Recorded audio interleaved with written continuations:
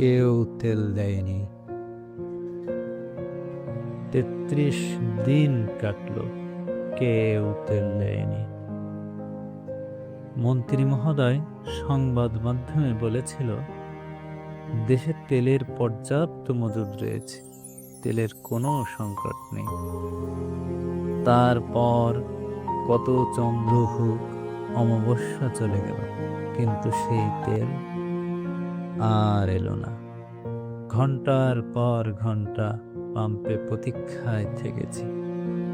মামাবাড়ির মাঝি নাদের আলী বলেছিল, ঈদটা যাক দাদা ঠাকুর, তোমাকে আমি ৩ লিটার অকটেন এনে দেব।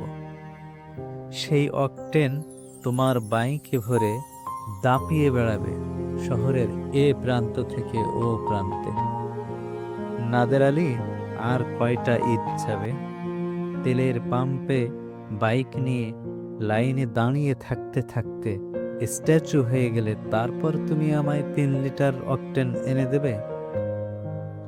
তেলের জন্য আমি হাতের মুঠোয় প্রাণ নিয়েছি।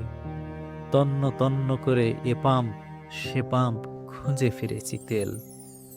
দূরে দাঁড়িয়ে দেখেছি পাম্পে ঝুলছে তেল নেই লেখা বোর্ড।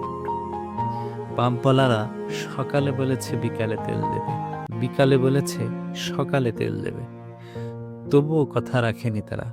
এখন সেখানে শুধুই গাড়ির line, fuel card, driving licence, গাড়ির রেজিস্ট্রেশন, কত কিছু, তবুও কেউ তেল দেয়নি।